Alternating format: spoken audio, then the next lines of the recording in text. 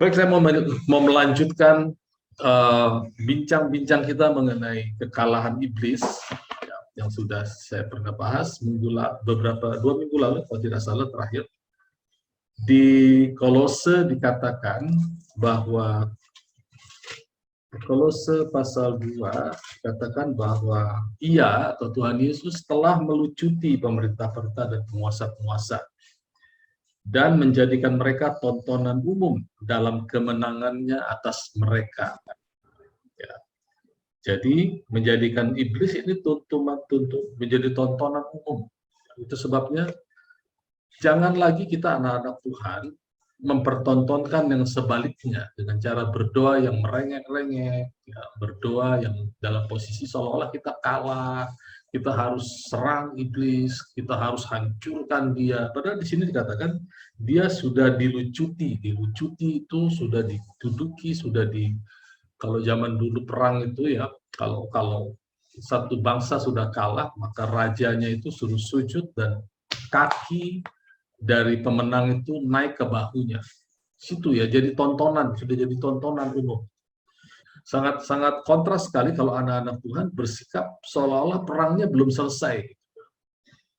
Lalu mulai berdoa, Tuhan belas kasihan Tuhan atas bangsa ini. Tuhan tolong. Jadi seolah-olah terbalik dari ayat ini. Yang Tuhan sudah jadikan mereka tontonan umum atas kekalahan mereka, lalu kita mempertontonkan di dunia roh bahwa kita kalah. Itu sangat disayangkan sekali, dan itu banyak terjadi pada orang-orang Kristen yang masih baru bayi rohani. Bayi rohani itu bukan berarti bisa sudah melayani sudah lama, tapi masih tetap kekanak-kanakan. Ya, kita belajar bagaimana terjadinya orang Kristen kanak-kanak, tidak lain tidak bukan adalah salah satunya terjadi perselisihan. Jadi anak-anak Tuhan bisa bertahun-tahun ikut Tuhan, melayani Tuhan bertahun-tahun, tapi tetap dalam posisi kanak-kanak. Kapan itu terjadi? Pada saat mulai terjadi iri hati, perselisihan, gitu ya. Kemudian yang kedua, ini saya ambil dari Korintus semua, bahwa ada orang-orang yang sangat vessel-minded. Vessel itu maksudnya melihat orangnya, ya. Lihat orangnya.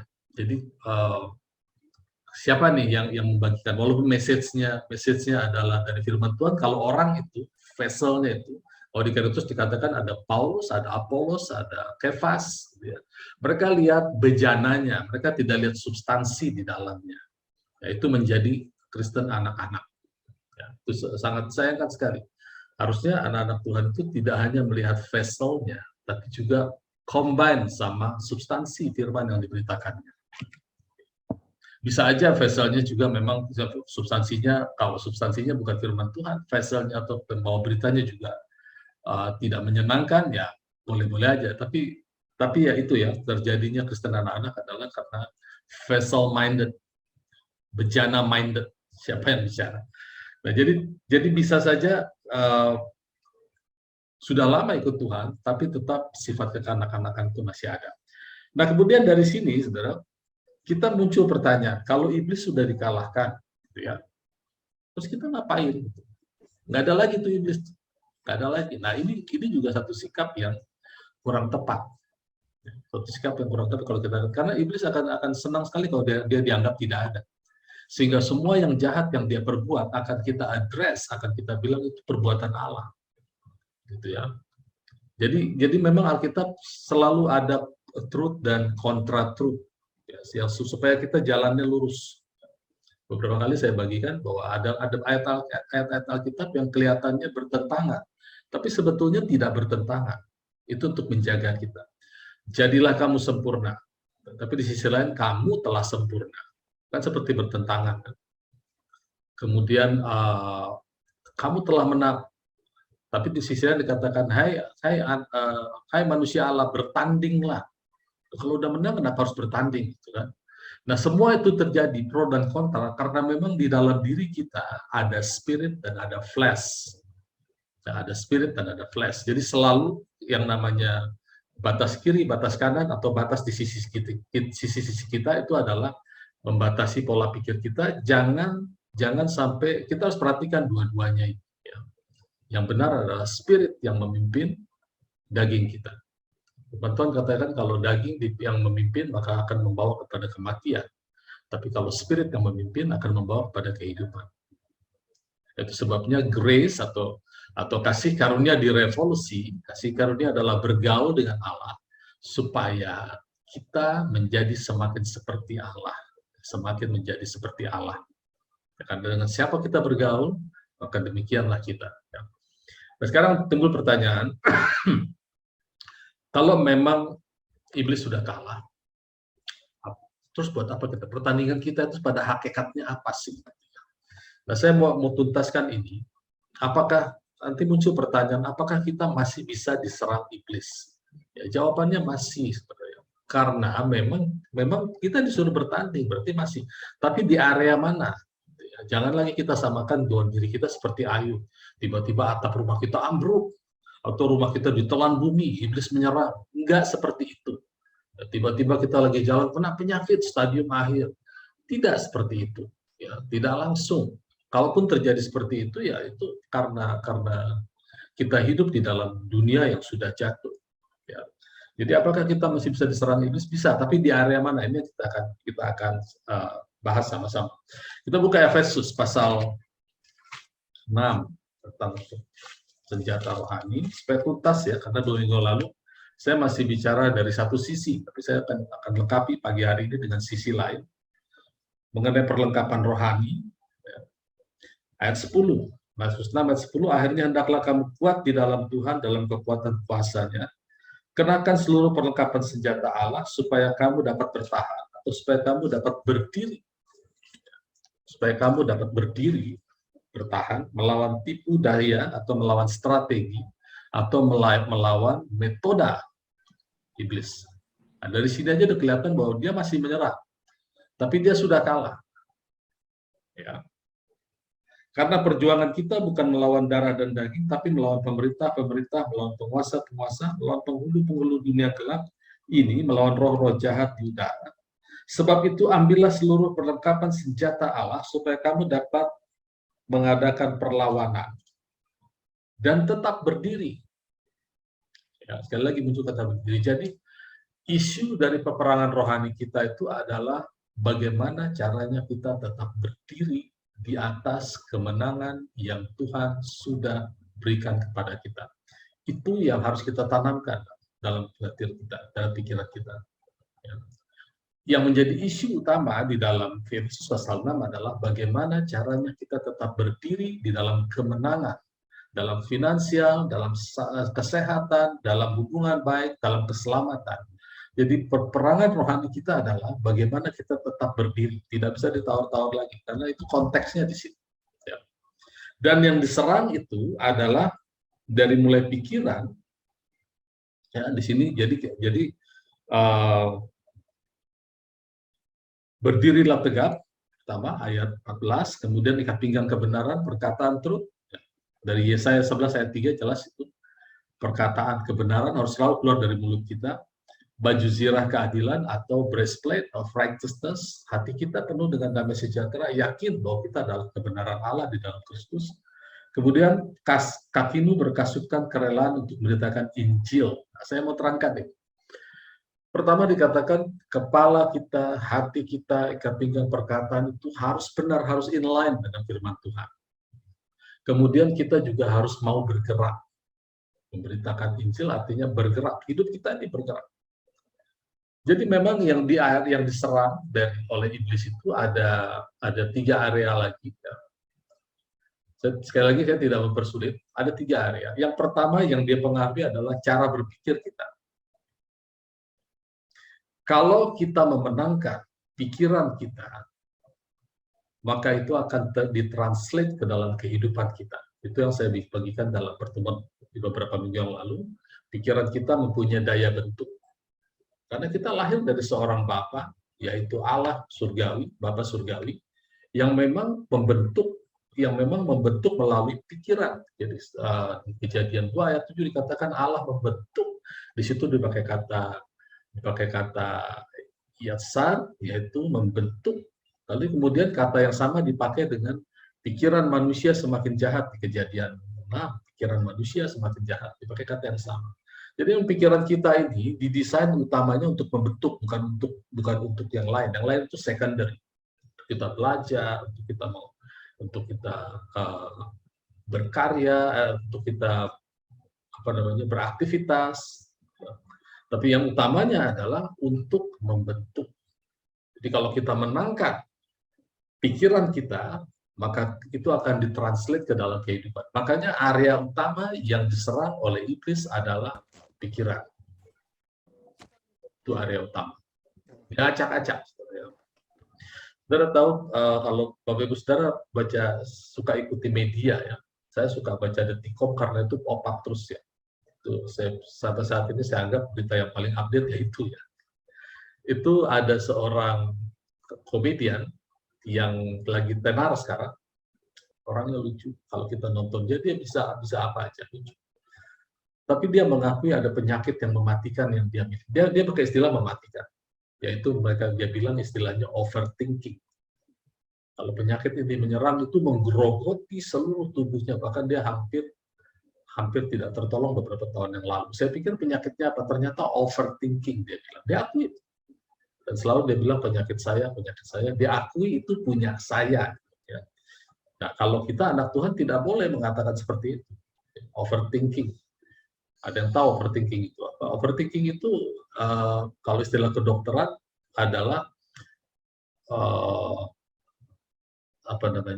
anxiety disorder. Sama itu. Ya, dan itu dia bilang mematikan. Cuma karena dia lagi laris sekarang, lagi laku, ya, dia punya uang banyak, kan uang itu kan kompetitornya Allah. Dengan kata lain, uang itu bisa acting sebagai power di dalam hidupnya untuk mengatasi overthinking. Tapi dia akui bahwa penyakit overthinking itu adalah mematikan bagi dia. Dan dokter sudah nasihati dia untuk dia pakai obat. Kalau anak Tuhan kan enak, anak Tuhan itu pikiran kita itu kita tundukkan di bawah ketaatan Kristus supaya kita tidak digerogoti. Karena betul saudara, area pertama yang diserang iblis adalah pikiran kita. Dari pikiran turun ke perasaan kita. Kita akan merasakan sesuatu yang aneh-aneh, sesuatu yang nelongsong, mulai dari pikiran. Dan akhirnya turun kepada cara kita memilih hidup. Apa yang kita pilih, perbuatan apa yang kita pilih. Jadi kalau kita melihat ada orang memilih hidupnya seperti ini, atau kita misalnya sampai kepada keputusan, saya harus memilih apa nih untuk masalah ini, saya harus apa nih? Itu sebetulnya sudah di level ketiga, ya, memilih apa yang harus saya lakukan, apa yang harus saya perbuat. Itu sebetulnya dipengaruhi oleh perasaan kita. Perasaan kita akan mempengaruhi bagaimana kita memilih. Tapi perasaan kita itu akan dipengaruhi oleh pikiran kita. Nah, pikiran ini adalah area pertama yang di-attack oleh iblis. Itu sebabnya Tuhan perlu melindungi. Jadi kalau misalnya masalah, kalau kita menghadapi isu tentang sakit penyakit, tentang ekonomi, tentang keselamatan, keamanan kita harus punya basic, kita punya fondasi firman Tuhan, untuk ditaruh dalam pikiran kita dan kita berdiri teguh di atas kebenaran firman Tuhan. Itu yang disebut dengan peperangan rohani. Itu 2 langkah sebelum kita memilih untuk melakukan sesuatu. Pikiran nomor 1. Untuk kesuksesan, kita mau ngambil bisnis apa, kita mau ambil jurusan apa, itu kan choice atau pikiran atau pilihan, gitu ya. Tapi jangan lupa sebelum pilihan itu ada 2 langkah mundur ke belakang, yaitu pikiran dan perasaan kita harus dikuasai oleh damai sejahtera. Baru kita memilih apa yang harus kita lakukan. Gitu ya. Jadi simpel sebetulnya, dan itu sebetulnya kita lakukan sehari-hari. Gitu ya. Dari mulai pikiran, lalu turun ke perasaan, dan turun ke perilaku kita. Sekarang ini banyak anak-anak Tuhan yang lebih suka dengan perkataan-perkataan yang tidak berasal dari Alkitab. Ya, misalnya kesuksesan teman saya itu ada yang menggembalakan, lalu dia kasih berita bahwa kesuksesan itu adalah sebuah perjalanan. Ya, kesuksesan perjalanan. Dia hari ini lagi seminar tentang kesuksesan adalah perjalanan. Jam yang sama. Dan saya percaya dia pasti akan mengarah perkataannya kepada perjalanan di dalam Tuhan pasti. Tapi kalau orang-orang yang hanya baca judulnya, maka orang akan mengira bahwa kesuksesan itu adalah suatu journey, perjalanan di luar Kristus. Karena di luar Kristus kita tidak bisa lakukan apa-apa. Kabar baiknya, kita tidak pernah di luar Kristus. Kristus adalah jalan, kebenaran, dan hidup. Dan sukses di dalam Alkitab adalah kalau bersama dengan Allah. Itu sebabnya Allah ingin selalu bersama dengan kita, maka dia turun ke bawah, turun ke dunia, dan menjadikan dirinya menjadi satu dengan manusia. Itu sebabnya namanya disebut Allah Immanuel, Allah beserta kita, supaya kita senantiasa sukses. Jadi kesuksesan harusnya kita raih dari dalam kita, di dalam kita ini, di pikiran kita, di dalam kita sudah ada pikiran Kristus. Ini yang harusnya kita keluarkan terus. Nah, terlalu banyak hal-hal yang tidak berguna, yang kita kasih perhatian lebih gitu, sehingga itu membuat pikiran Kristus menjadi tidak bekerja, dan kekuatan yang ada di dalam kita itu menjadi powerless. Jadi area pertama yang harus kita kuasai adalah pikiran. Kenapa? Roh kita sudah dikuasai oleh Tuhan. Atau roh kita sudah satu dengan roh Tuhan. Tinggal jiwa kita, pikiran, perasaan, dan kehendak. Pikiran, perasaan, dan pikiran, feeling, dan perbuatan itu. Pilihan kita, itu juga harus dikuasai oleh firman Tuhan. Kalau itu sudah dikuasai, maka pasti pilihan kita akan benar. Sekali lagi, balik lagi, bisakah anak Tuhan diserang? Bisa. Ya, bahkan bisa sampai kepada yang disebut dengan panic attack. Panik, takut, ketakutan. Ya. Nah, itu tidak bisa dikalahkan kecuali dengan kita menenggelamkan firman Allah di dalam kita di dalam firman Allah. Ya. Tapi Pak, bagaimana kalau kita jatuh di dalam mengikut Tuhan? Tidak ada masalah dengan kejatuhan, karena Amsal mengatakan orang benar itu 7 kali jatuh, tapi tetap bangkit. Nah, Amsal 26 ayat 16, 7 kali orang benar jatuh, tapi tetap bangkit. Makanya isunya adalah bangkit, standing di atas kebenaran firman Tuhan. Karena kemenangan dari firman Tuhan itu selalu berdiri tegak. Jadi kalau kita mau menang, kita harus sama-sama berdiri di dalam kemenangan itu. Jadi yang namanya pertandingan rohani, peperangan rohani, isunya adalah berdiri di atas kebenaran firman Tuhan. Kalau firman Tuhan katakan oleh bilur-bilurnya aku sudah sembuh, lalu datang symptoms atau gejala sakit penyakit, kita tetap bilang aku sudah sembuh. Kalau kita ada dalam masalah keuangan, kekurangan, tapi firman Tuhan katakan bahwa kita sudah kaya di dalam Kristus, maka Allah memberikan mencukupkan segala kebutuhanku menurut kekayaannya, bukan menurut kekayaan. Maka kita berdiri, apapun keadaannya, kita berdiri. Pikiran kita itu ditenggelamkan di situ, sehingga kita bisa merasakan damai sejahtera. Ada satu ayat yang coba kita baca sama-sama, di Mazmur 46. Mazmur 46 ayat 11, demikian firman Tuhan, diamlah dan ketahuilah bahwa akulah Allah. Diamlah dan ketahuilah bahwa akulah Allah.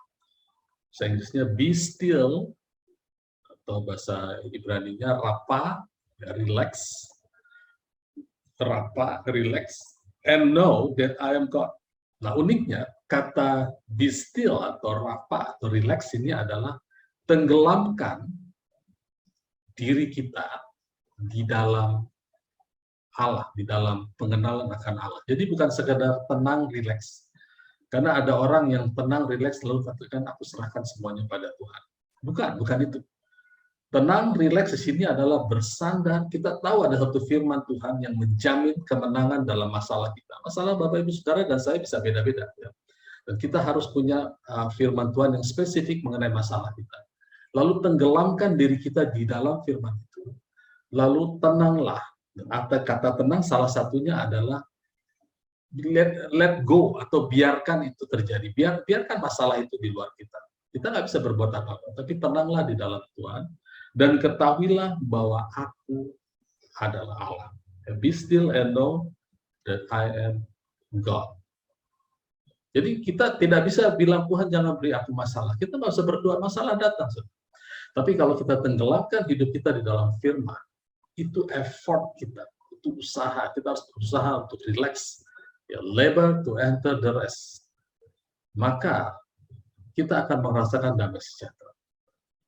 Jadi sekali lagi, Bapak Ibu Saudara, area utama yang di-attack oleh iblis, diserang oleh iblis adalah pikiran kita. Oleh karena itu, penuhi dengan pikiran Kristus. Lalu usahakan tenang di situ. Berusahalah untuk rileks di dalam janji-janji Allah. Apapun yang terjadi, baru kita bisa katakan apapun yang terjadi, maka firman Tuhan ada dalam kontrol hidup kita. Masa kita bertaut dengan Dia. Jadi jangan kita sembarangan mengambil quote-quote atau mengikuti perkataan-perkataan yang tidak dari Alkitab, ya. Kadang-kadang itu diucapkan oleh orang-orang yang punya pengaruh besar, ya. Itu makanya saya katakan nasihati, jangan menjadi vessel minded. Vessel minded itu siapa yang mengatakan udah pasti benar, belum tentu. Pak CP yang ngomong pasti benar, belum tentu juga. Cek dengan Alkitab, saudara. Ada orang-orang yang sudah lama dalam Tuhan masih berdoa, Tuhan jagai hati kami, Tuhan. Orang-orang senior sudah seperti itu, Tuhan jagai hati kami. Padahal Tuhan bilang, jagalah hatimu. Tugas kita itu menjaga hati. Bahkan orang-orang yang ada beberapa yang menjadikan itu lagu. Tuhan inilah yang kupinta, kau menjaga hatiku. Itu satu kata-kata yang lagu yang enak didengar, tapi wasted sebenarnya. Against the word, melawan firman. Kalau kita nyanyikan itu, nanti akan membentuk pola pikir. Jadi kalau sampai terjadi apa-apa, kita bilang, Tuhan tolong, Tuhan tolong baiknya. Tuhan, kenapa begini, kenapa begitu? Kita jadi nggak mengerti, karena berdoa kita, lagu kita sudah salah. Ya, mungkin ini encouragement untuk kita semua, untuk tim yang suka menyanyi, tim musik, dan yang punya talenta ngarang lagu, ayo kita ngarang lagu sendiri yang dari Alkitab. Ya. Supaya kita bisa menyanyikan di komunitas kita sendiri. Gak apa-apa, nggak dikenal orang yang kita menyanyikan berdasarkan firman, supaya kita filter, saudara-saudara. Ya. Karena pikiran ini penting, saudara. Sampai Tuhan memberikan peralatan khusus untuk memprotek pikiran kita. Kalau tidak, nanti kita menyanyikan lagu-lagu yang sifatnya juga bukan kemenangan. Ya. Seperti yang tadi saya katakan, Tuhan jaga pikiran kamu. Orang tugas kita kok malah kita suruh Tuhan yang jaga. Ya. Nggak ada ayatnya di Alkitab suruh Tuhan jaga pikiran kita. Ya. Jadi dari pikiran nanti akan timbul perasaan, dari perasaan kita akan keluar keputusan-keputusan. Jadi jangan sembarangan kita mengambil makanan untuk pikiran kita dari meja orang lain. Ya, jangan sembarangan. Kita harus punya meja sendiri, duduk dia. Tuhan menyediakan hidangan di hadapan lawan. Hidangannya dari Tuhan, saudara. Bukan dari yang lain. Bisa dari yang lain, tapi harus sama dengan firman Tuhan. Proverb atau Amsal 23 ayat 7. Amsal 23 ayat 7. Kita baca Amsal. Sebab seperti orang yang membuat perhitungan dalam dirinya sendiri, demikianlah ia. Silakan makan dan minum, katanya kepadamu. Tapi ia tidak tulus hati terhadap, atau hatinya tidak bersama dengan kamu. Jadi ayat ini bilang, ada orang yang pikirannya dengan perkataannya beda. Dia bilang, silakan minum aja, tapi sebenarnya orang bilang rohnya nggak di situ gitu ya. Dia bicara-bicara tapi pikirannya di tempat lain. Nah, bagian A saja kita soroti. Bahasa Inggrisnya bilang, for as he think in his heart, so is he. Ada seorang hamba Tuhan yang mengkritisi ini. Itu komanya salah diletakkan setelah, sebab apa yang dipikirkan dalam hatinya, koma, ya, demikianlah ia. Sebenarnya ada beberapa ayat Alkitab yang peletakan komanya agak kurang tepat. Tentu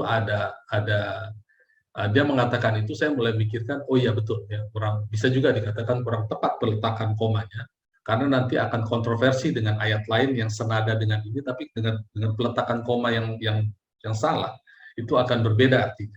Harusnya komanya di sini. For as he thinks, seperti yang dia pikirkan, seperti yang dipikirannya, baru koma, demikianlah ia di dalam hatinya. For as he think, in his heart, so is he. Titik. Ya. Jadi apa yang kita pikirkan, maka hati kita akan mengikuti. Akan begitu hati kita. Itu yang ideal. Apa yang kita pikirkan, demikianlah hati kita.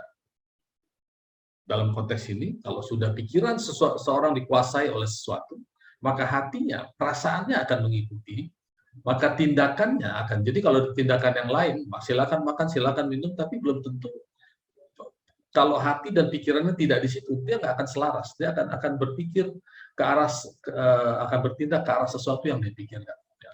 Bapak Ibu Saudara pasti pernah merasakan memikirkan sesuatu sehingga perasaannya ikut-ikut sehingga tindakannya akan mengikuti semuanya. Apa artinya? Apa gunanya kita teliti ini? Kenapa harus komanya dipindah-pindah? Ayat ini dengan kata lain berkata begini, kita harus berpikir tentang apa yang harus kita pikirkan. Itu aplikasinya. Benar-benar tidak membingungkan ya. Kita perlu berpikir tentang apa sih yang mau kita pikirkan. Karena apa yang kita pikirkan, hati kita akan seperti itu. Makanya kita harus mikir untuk berpikir. Kan ada orang bilang kalau berbicara mikir dulu. Ya, karena dampaknya kemana-mana. Sama dengan kalau mau mikir dulu. Dampaknya kemana-mana. Ya, itu sebabnya di Filipi 4, itu kita di-advise, sampai disuruh untuk berpikir aja kita diajari sama Tuhan. Karena kita kadang-kadang tidak tahu apa yang harus kita pikirkan.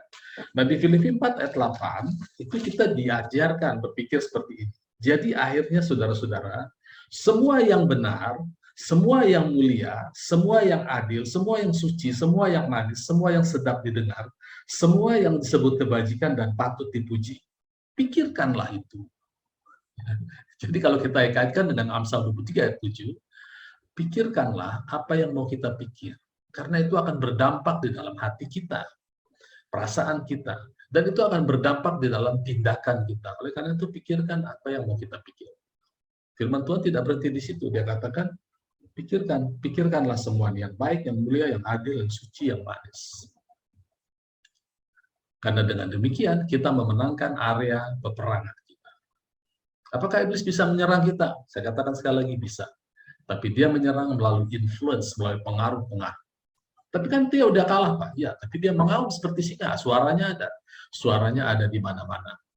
Jadi pada waktu kita berurusan dengan orang, jadi kita bisa berhati-hati sekarang. Kalau kita berurusan dengan orang, dengan seseorang, kita tidak sedang berurusan dengan darah dan daging. Itu kata Efesus. Peperangan kita bukan melawan darah dan daging, tapi melawan roh-roh jahat di balik itu. Roh-roh jahat yang bekerja pada orang itu. Bisa siapa aja, selama pikirannya tidak sama, maka orang itu dikuasai roh jahat. Ya, tidak selalu orang itu ngamuk lalu berbusa-busa. Ingat saudara, pada waktu Petrus waktu Tuhan Yesus berhadapan dengan pola pikir Petrus. Pertama ditanya Petrus, menurut kamu aku ini siapa? Ada orang bilang Elia, ada orang lain bilang seperti ini. Menurut kamu siapa? Engkau Mesias, anak Allah yang hidup. Tuhan Yesus bilang, bukan kami yang mengatakan. Dengan kata lain, kamu dapat pewahyuan. Bapa yang mengatakan itu. Gak sampai 5 menit, Yesus bilang, ayo kita ke Yerusalem, anak manusia harus mengalami penderitaan sesuai dengan kitab suci. Lalu Petrus bilang, dijauhkan itu daripadamu Tuhan. Lalu Tuhan Yesus bilang, enyah kau iblis, karena kau tidak memikirkan apa yang dipikirkan Allah. Jadi Tuhan Yesus itu memang bukan orang baik, tapi orang justice. Bukan nice guys. Tapi orang yang berjalan dengan keadilan Tuhan. Dia katakan kepada Petrus, enyah kau iblis. Itu yang dimaksud Paulus, bahwa kita berhadapan dengan orang, kita berhadapan dengan spirit apa yang bekerja di balik orang itu. Kalau spirit yang bekerja di balik orang itu adalah spirit rohnya Tuhan, kita bersyukur, saudara. Kita akan mendapatkan penguatan-penguatan. Tapi kalau tidak, sekalipun dia adalah anak Tuhan, dia bisa mengatakan hal-hal yang bukan dari firman Tuhan. Dan kita tidak berurusan dengan orang itu, tapi spirit di balik itu. Ya. Karena kita buka Efesus pasal 2. Kalau kita, tadi saya katakan bahwa kalau kita jangan makan dari sembarangan meja orang. Kita harus punya meja sendiri. Ya. Itu sebabnya kita diberikan gembala, rasul, nabi untuk mengajar. Amsal katakan orang-orang benar mendapatkan penggembalaannya masing-masing. Jadi Tuhan akan menggembalakan kita. Jangan khawatir, gembala kita setiap kita adalah Allah sendiri. Efesus pasal 2, ayat 1. Kamu dahulu sudah mati karena pelanggaran-pelanggaran dosa-dosamu. Kamu dahulu hidup di dalamnya karena kamu mengikuti jalan dunia. Ini kita dulu ya.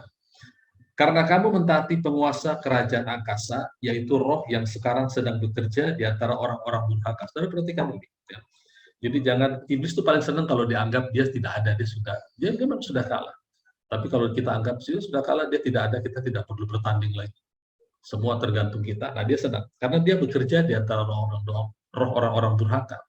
Dan yang dibilang iblis mengaum-ngaum, itu aumannya itu lewat spirit, lewat perkataan orang-orang durhaka yang tidak mengenal. Salah satu contohnya kenapa Tuhan Yesus sampai menghardik Petrus demikian rupa, itu memberi contoh kepada kita. Sekalipun dia adalah murid Tuhan Yesus, tapi dia bisa mengeluarkan perkataan iblis. Maka Tuhan katakan, ya kau iblis, karena engkau tidak memikirkan apa yang dipikirkan Allah. Ya, jadi pikiran berhubungan dengan action, perkataan. Ya. Kemudian di sini katakan, sebenarnya dahulu kami juga terhitung di antara mereka ketika kami hidup di dalam hawa nafsu daging, menurut kehendak daging dan pikiran kami yang jahat. Pikiran di luar Kristus itu jahat. Ya. Pada dasarnya kami adalah orang-orang yang harus dimurkai sama seperti mereka. Tetapi Allah yang kaya dengan rahmat oleh karena kasih-Nya yang besar yang dilimpahkannya kepada kita, telah menghidupkan kita bersama-sama dengan Kristus. Sekalipun kita telah mati oleh kesalahan kita, oleh kasih karunia kamu diselamatkan. Di dalam Kristus Yesus, Dia membangkitkan kita juga, memberi tempat bersama-sama dengan Dia di surga, supaya pada masa yang akan datang Ia menunjukkan kepada kita kekayaan kasih karunia yang berlimpah-limpah sesuai dengan kebaikan-Nya terhadap kita di dalam Kristus. Sebab karena kasih karunia kamu diselamatkan oleh iman, itu bukan hasil usaha kita, tapi pemberian Allah. Itu bukan pekerjaan. Jangan ada orang yang memegahkan diri. Karena kita ini buatan Allah, diciptakan dalam Kristus Yesus untuk melakukan pekerjaan baik. Dalam bahasa Inggrisnya dikatakan, kita ini buatan Allah, diciptakan dalam Kristus Yesus, masuk ke dalam perbuatan baik. Masuk ke dalam pekerjaan baik. Pekerjaan siapa yang baik? Pekerjaan Kristus. Apa pekerjaannya Kristus? Yaitu mendamaikan manusia dengan Allah, sehingga manusia bisa masuk ke dalam Allah. Kemudian, Ia mau supaya kita hidup di dalam Kristus. Hidup di dalam Kristus dan hidup di dalam belief sistemnya. Karena dulu kita adalah mati dalam pikiran kita. Sekarang Allah ingin kita hidup di dalam Kristus dengan pikiran Kristus. Jadi jangan balik lagi ke dalam pikiran yang lama. Itu maksudnya. Nah, usaha iblis selalu membawa kita untuk kembali kepada pikiran yang lama. Tapi Pak, kita sudah di dalam Kristus, Pak. Iya, tapi area pikiran adalah area utama yang akan diserang iblis. Kalau kita menang di area pikiran kita dengan menaruh firman Tuhan sebanyak-banyaknya, maka itu akan translate ke dalam kehidupan. Tapi kalau iblis menguasai pikiran kita, maka buah-buahnya, kematiannya akan translate dalam kehidupan kita. Ya.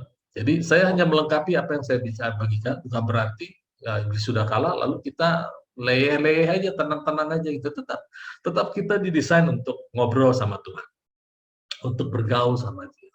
Makanya doa berkat kan, kasih karunia Allah, damai sejahtera dan persekutuan dengan Roh Kudus, persekutuan dengan Roh Kudus. Jadi apa yang kita dengar dari firman Tuhan, mulai lakukan. Tanam dalam pikiran, penuhi pikiran kita, mulai lakukan. Lalu dengan siapa lagi kita minta tolong? Ada seorang penolong yang sangat berkuasa di dalam kita, namanya Roh Kudus. Dia sudah ada. Jangan mau kita dipisah dari Roh Kudus. Kita harus mulai berani mengatakan, doakan yang sakit, sembuhkan. Doakan masalah kita, ucapkan di hadapan Tuhan dengan perkataan kemenangan. Ya, jangan sama lagi ucapan kita dengan orang dunia mengatakan, penyakitku, penyakitku, penyakitku. Tidak ada yang milik kita, tidak ada. Segala sesuatu yang tidak baik bukan milik kita.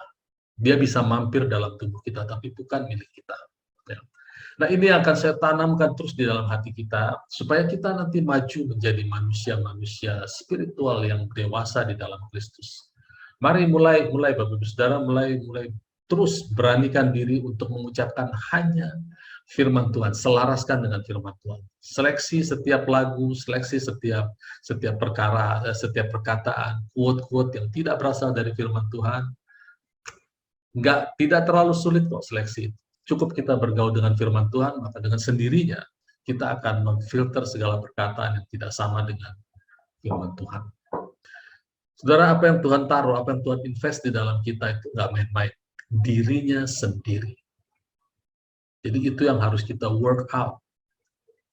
Sehingga semua kemenangan kita, semua yang disebut kelimpahan hidup kita, pertolongan kita itu dari dalam lahirnya, tidak dari luar. Kalau dari luar bisa, tapi sifatnya tidak permanen. Bahkan pada akhirnya akan memalukan, akan membawa noda, kata firman Tuhan tadi. Karena kita mengambil covering dari luar. Tapi kalau kita ambil covering dari dalam, nah di dalam kan sudah clear ya, kepala dari setiap istri adalah suami, kepala dari suami adalah Kristus, kepala dari Kristus adalah Allah sendiri. Sudah jelas. Sudah jelas. Jadi masing-masing masuk aja ke dalam covering itu. Sudah aman. Sudah aman. Jadi itu yang harus kita usahakan.